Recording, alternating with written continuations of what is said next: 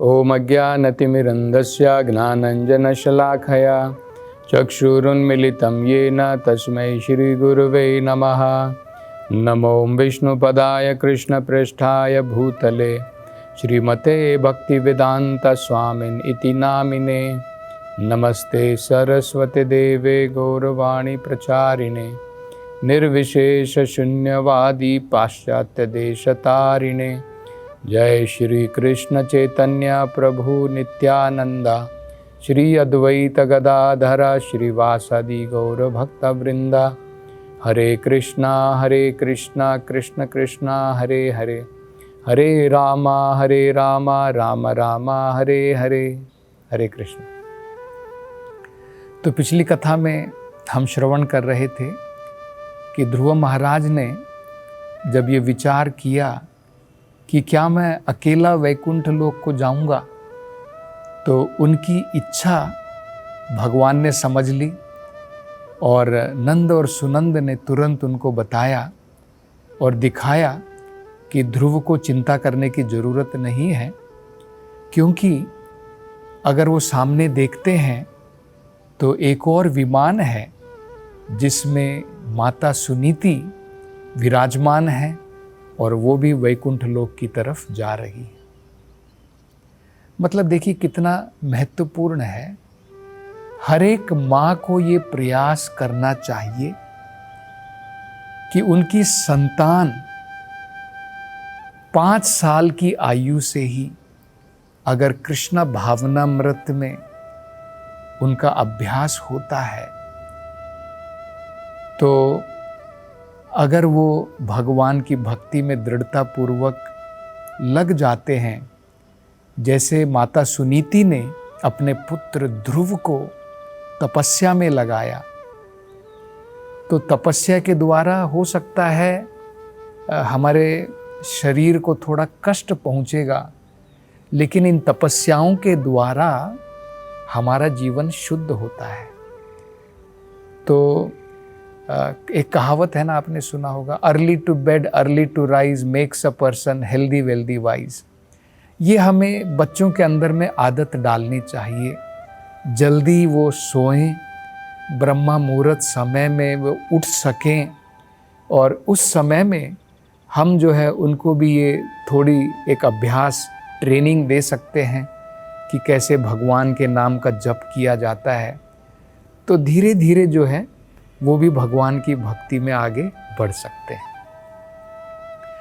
तो ध्रुव महाराज अब जो है अपने विमान में धीरे धीरे वैकुंठ लोक की तरफ जा रहे हैं, और भागवत में इसका वर्णन किया गया है कि जब वो जा रहे थे तो वो देख पाए सारे ग्रह, जो भौतिक ग्रह हैं, जैसे 7 लोक बताए जाते हैं 7 लोकों को पार करने के बाद में जो है वैकुंठ लोक प्रारंभ होते हैं।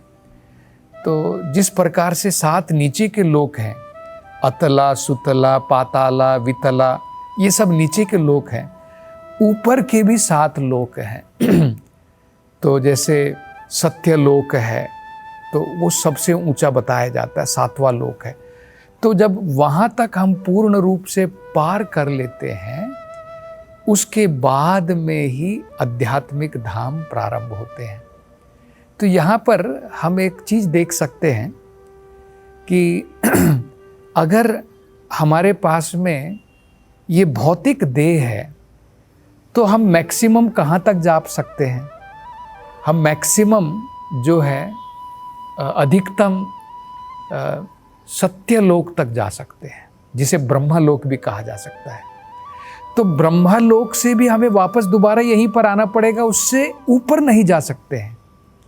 लेकिन जिस प्रकार से सुनीति और जिस प्रकार से ध्रुव महाराज को उनका शरीर जो है बदल गया था, भौतिक से अब आध्यात्मिक बन गया था, उस शरीर में व्यक्ति जो है भौतिक जगह पर भी जा सकता है और आध्यात्मिक जगह पर भी जा सकता है।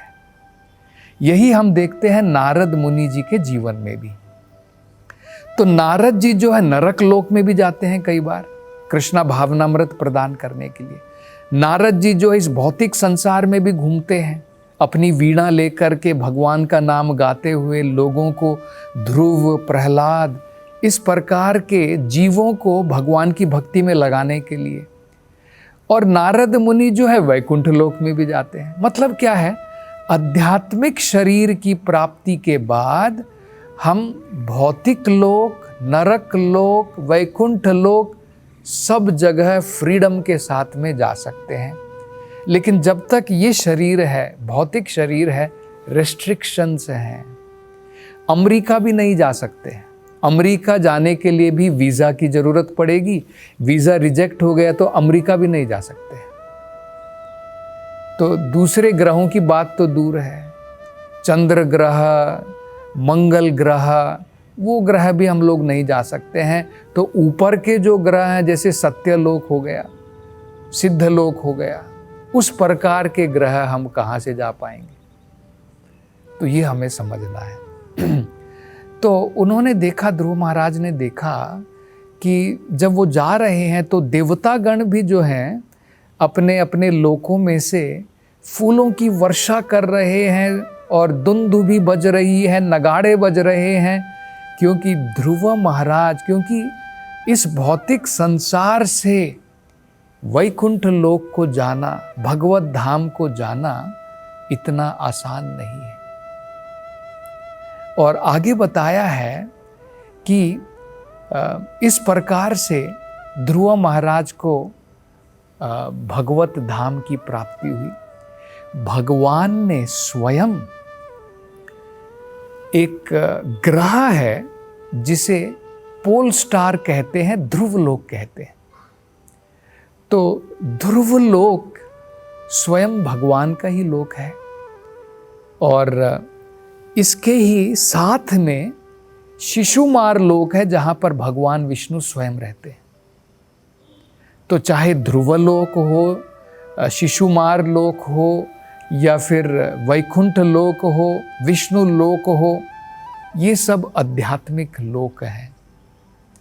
तो इसकी प्राप्ति ध्रुव महाराज को हुई और बाद में सनातन रूप से ध्रुव महाराज इस ध्रुव लोक के वासी बन गए, जो आध्यात्मिक लोक है।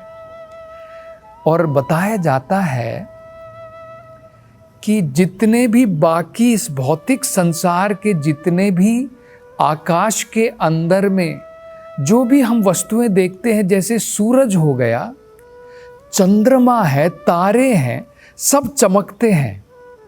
लेकिन ये सब अपने आप नहीं चमकते हैं। सूरज भी अपने आप नहीं चमकता है। ये जो वैकुंठ लोक होते हैं, ये स्वयं प्रकाशित होते हैं। इनको वहाँ पर सूर्य की, चंद्रमा की जो है प्रकाश की जरूरत नहीं पड़ती है। भगवत गीता में बड़ा महत्वपूर्ण श्लोक है, अगर आपको कभी समय मिले तो पढ़िए। न तद भास्यते सूर्यो न शशांक न पावकः।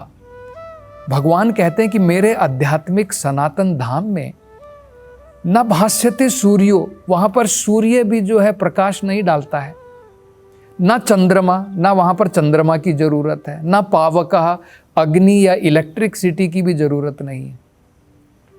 वो भगवत धाम है।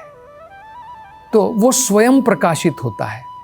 उसके प्रकाश के द्वारा ही इस भौतिक संसार में सूर्य, चंद्रमा, ये सब प्रकाश ग्रहण करते हैं और उनके बाद में बाकी सब जगह पर प्रकाश जाता है। तो सूर्य भी प्रकाश ग्रहण करता है आध्यात्मिक संसार से, और बाद में सूर्य जो है बाकी जगहों को प्रकाशित करता है, बाकी लोकों को प्रकाशित करता है। तो ये भी बड़ा महत्वपूर्ण प्रसंग जो है हम देख सकते हैं। आगे भागवत में बताया है कि ये जो वैकुंठ लोक जो ध्रुव महाराज को प्राप्त हुआ, ये इस भौतिक संसार में जीवों को इतनी आसानी से प्राप्त नहीं होता है।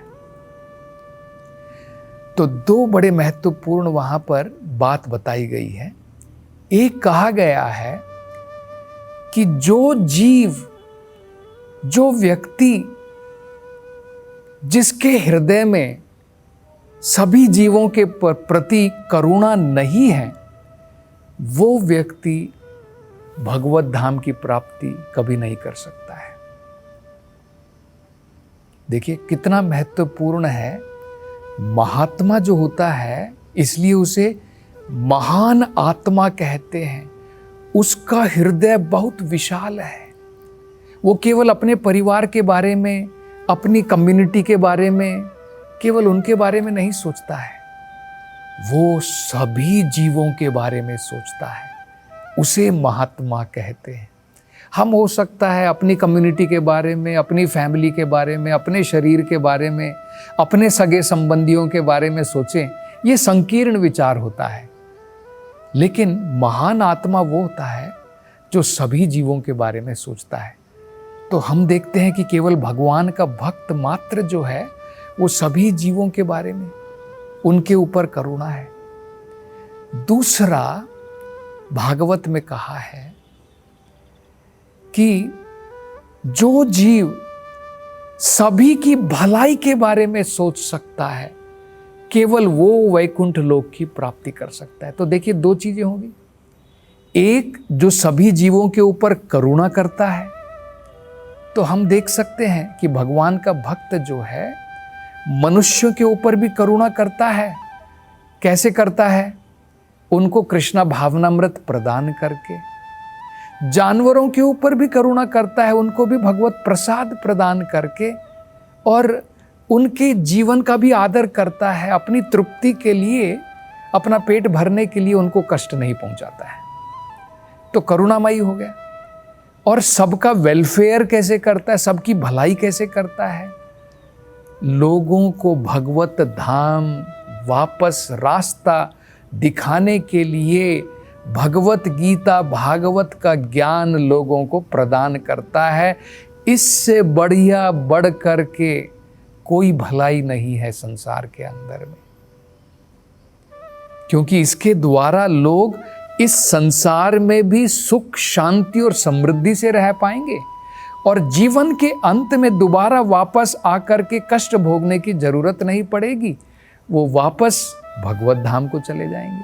जब तक यहाँ रहेंगे सुख, समृद्धि, खुशी के साथ, शांति के साथ रहेंगे, और शरीर छोड़ने के बाद वैकुंठ लोक को चले जाएंगे। तो केवल भगवान का भक्त जो है वो वैकुंठ धाम की प्राप्ति कर सकता है। और आगे जो है 5 बड़े महत्वपूर्ण गुण बताए गए हैं। वही जब किसी जीव के अंदर में प्राप्त हो जाते हैं, तब जाकर के जो है उसे भगवत धाम की, वैकुंठ धाम की प्राप्ति हो सकती है। तो पहला बताया गया है शांता। शांत का मतलब होता है जिसका मन पूर्ण रूप से शांत है। देखिए, जो लोग अनेकों प्रकार के कर्म में लगे हैं और कर्म के फलों को भोगने में लगे हैं, उनका मन तो बिल्कुल अशांत होता है। जो भुक्ति यानी भोगना चाहता है, जो मुक्ति की प्राप्ति करना चाहते हैं, उनका मन भी अशांत है। जो सिद्धि की प्राप्ति करना चाहते हैं, उनका मन भी अशांत है। मतलब कर्मी, ज्ञानी, योगी सबका मन अशांत है। तो उन्हें हो सकता है कि मुक्ति की प्राप्ति हो जाए, सिद्धि की प्राप्ति हो जाए, लेकिन वैकुंठ लोक की प्राप्ति इतनी आसान नहीं है। वो केवल तभी प्राप्त होती है जब व्यक्ति का मन पूर्ण रूप से शांत होता है। वो केवल भक्ति के द्वारा हो सकता है, जिसमें भगवान के साथ केवल प्रेम है, कोई लेन देन नहीं है। उसके द्वारा ही बताया जाता है ययात्मा सुप्रसिद्धति, आत्मा पूर्ण शांत हो जाती है, संतुष्ट हो जाती है। आगे बताया समदृशा। तो ये तो हमने देखा था पहले भी। भगवान का भक्त जो है समदृष्टि से सभी जीवों को देखता है। क्यों? क्योंकि वो इस ड्रेस को नहीं देखता है। वो नहीं देखता है कि किसी ने कुत्ते की ड्रेस पहनी है, किसी ने बिल्ली की ड्रेस पहनी। ये तो ड्रेस है। सबको समान दृष्टि से देखता है कि भाई ये तो आत्मा है, भगवान के अंश हैं, लेकिन अपने कर्म के अनुसार इन्होंने अलग अलग शरीर प्राप्त किए हुए हैं। तो समदृष्टि भी होगी। केवल भगवान का भक्त जो है सबको समान दृष्टि से देख सकता है। तीसरा बताया है शुद्धा। शुद्ध मतलब होता है, देखिए, दो प्रकार से शुद्धिकरण होता है, एक अंतरात्मा, एक बाहर्य। तो भगवान का भक्त जो है बाहर से भी शुद्ध रहता है, जब जो है चाहिए उसके अनुसार वो स्नान करता है, अपने शरीर को भी साफ रखता है, और अंतरात्मा को, भगवान को हमेशा अपने मन में बिठा करके हमेशा उसका हृदय शुद्ध रहता है। और वेदों के अंदर में ये बताया गया है कि पवित्रो अपवित्रो वा सर्वावस्थम गतोपि वा या स्मरेत पुंडरीकाक्षम स बाह्या अभ्यंतरा शुचि ही। शुचि का मतलब होता है शुद्ध। पवित्रो अपवित्रो, चाहे वो पवित्र की स्थिति में है या अपवित्र की स्थिति में है, कोई प्रॉब्लम नहीं है। सर्वावस्थम, किसी भी अवस्था में व्यक्ति क्यों ना हो, सर्वावस्थम गतोपि वा यस्मरेत पुंडरीकाक्षम, जो पुंडरीकाक्षा, जिसकी कमल जैसी आंखें हैं, भगवान कृष्ण नारायण, जब व्यक्ति उनको स्मरण करता है, सब बाह्या अभ्यंतरा शुचि ही, बाहर से भी अंदर से भी वो शुद्ध हो जाता है। तो भगवान का भक्त जो है शुद्ध होता है। सर्वभूता अनुरंजना, और उसे ये एक कला उसको आती है भगवान के भक्त को कि सभी जीवों को वो संतुष्ट कर सकता है, खुश कर सकता है। तो कृष्ण भावनामृत में हम ये देखते हैं कि हम कोई भेदभाव नहीं करते हैं। तुम काले हो, तुम गोरे हो, तुम फॉरेनर हो, तुम विदेशी हो, तुम देशी हो, तुम शूद्र जाति के हो, तुम ब्राह्मण जाति के हो। कृष्ण भावनामृत में कोई भेदभाव नहीं है। हम सबका आमंत्रण करते हैं, सबको कहते हैं कि भगवान के नाम का जप करो और जप करके भगवान के प्रसाद को ग्रहण करो।